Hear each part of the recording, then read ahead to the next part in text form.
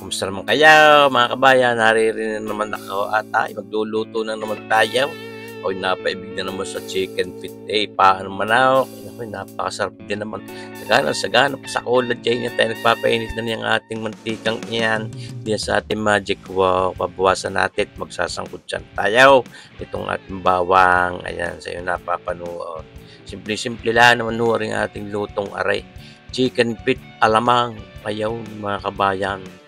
Luluto nito sa masarap na alamang pero hindi ito binabuungan at hindi ko naman ito gagataan mga kabayan.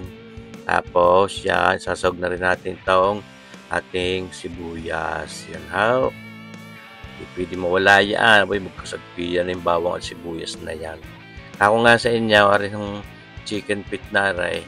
At talaga naman yung sagana sa collagen. Kaya rin paborito ko din. Mapang-ulam, mapulutan. Ako, panalo. Mga kabayan, dahil simple lang ang luto. Katulad nitong gagawin natin. Yan ha. Ilagay na natin yung ating chicken feet na yan. Yan naman huy, napakalinis na talagang hugas na hugas ko yan.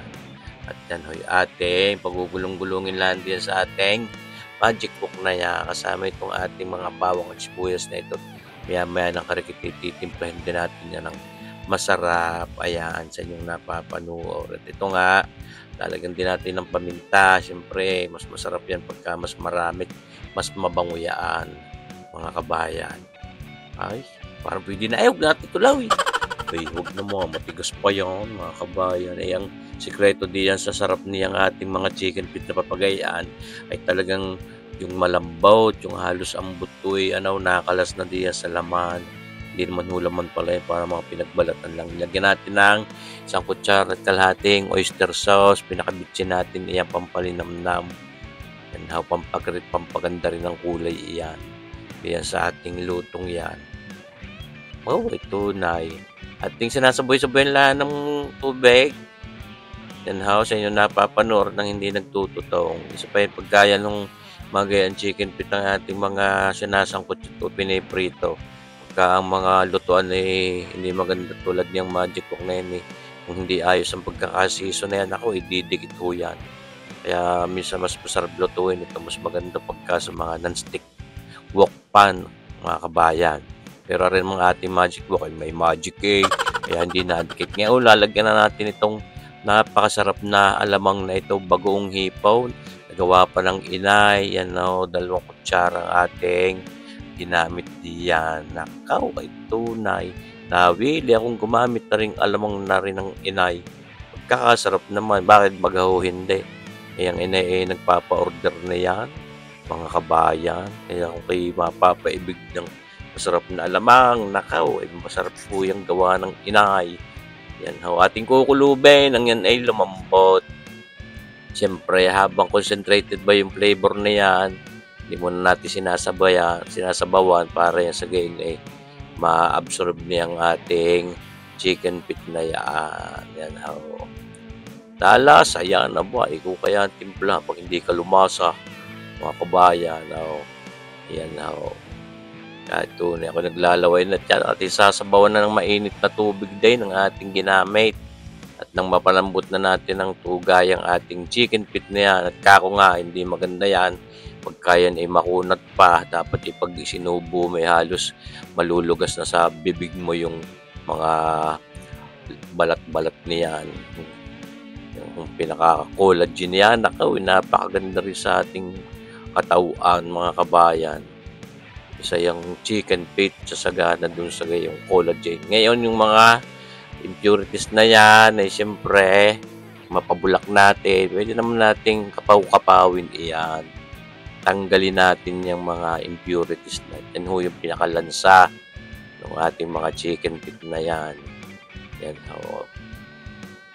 Tunay ay mga kabayan. Kaya may tayo magpapalit niyang ating panghalong yan at yan ho nagalos iyan sa ating chicken feet. Pag lumambot pangit ang itsura.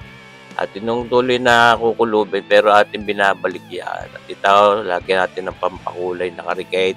Yung ating aswiting iyan, anatosids na binabad natin sa mainit na tubig at ating nilamas-lamas para at least ay mas maganda at mas enticing ang kulay niyang ating chicken feet adobo in alamang o bagoong hipon. Lalagyan natin ng mga 1 kutsarang black caramel na yan. Hindi ho yan tuyo ha, yun ipampaganda at pampatingkad ng kulay. Wala yung lasa, wala din halos amoy iyan.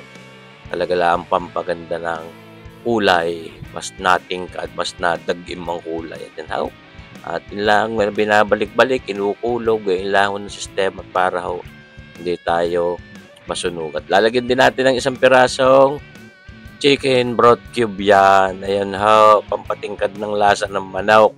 Ay wala man ho yung mga laman-laman at mga paangayan. Hindi para mas masarap. Yung ngang wala niya, masarap na inilagyan mo pa. Ay di mas masarap mga kabayan. May umami flavor din iyon. Ngayon ito, pampalat natin, hindi na tayo masyadong gagamit ng asin diyan. At ito, bagay na bagay din itong ating extra virgin anchovy extract na ganyan. Lalagyan natin ng mga 2 kutsara at mahigit iyan sa ating mga takalang iyan, mga kabayan. Yan, kita nyo magahaw. Talaga namang napakasarap niyan. Siguro na-imagine nyo na ang lasa na rin mga kabayan. Siyempre, masarap yan eh. Kita nyo ba? Nagre-reduce na yung sabat. Maya-maya yan eh. Malapit-lapit na sa katotohanan. Ay, sauce marsi po mga kabayan. Yung alamang na yawn. Kako nga ho, masarap diyan talaga ng husay. Yan sa ating lutong iyan. Parang pwede mo rin ituring na adobo ari kung gusto mong tawaging adobo. Yan ho, nilagyan natin ng siling haba, yung siling manghang na yun. Sadyang ipinahuli ko yan at manghang uyang siling iyan ay para naman hindi masyadong tumalab sa ating mga chicken feet. Baka naman hindi malanta ng husay, ipapangulam namin yan. Yung iba'y pupulutan eh, siyempre alam nga naman. Yan huy ating nilagyan din ng karigit na asing iyan, kulang-kulang kalahating kutsarita, pampatanggal labnak. Yan huy, siguro napasama lang sa aking pagpapabilis ng video. Nilagyan ko rin ho yan ng mga 2 kutsarang red cane vinegar, mga kabayan. Ayan ho, para may karigit na acidity. Ayan ho. Ay, malapit na yan sa Naglalapot-lapot na yung sarsan iyan. Maganda rin naman pag may karigit na sarsa at nang may naiihapla sa kanin, mga kabayan. Kompletos ricados na ho yan at ang lasa niyan ay ayos na mga kabayan. Kita nyo baga. Sauce marsi po. Yan na nga. Atin lang binibigyan pa ng karigit na exposure at baka magidiscover. Ayan ang ating masarap na chicken feet sa alamang. Ayan ho, mga kabayan. Luto na ho yan. Papatay na natin ang apoy. Yan na nga. At ito na, nilagay na natin diyan. Pinlating na natin dating binuburbura naman ngayon ng onion leeks na yan. Pampatanggal umay iyan. Ay, sus, marsipaw, tawarin. Mga kabayan, ay sana masubukan nyo rin ring lutong aray at kako nga sa inyo ay panalo. Mga kabayan, yan na, kita nyo bagaya gaya yan, sarap. Sana maibigan itong ating lutong ito at sana abangan nyo pa rin ang ating mga susunod na videos. Mga kabayan, lalantakan na natin. Mabuhay tayong lahat. God bless!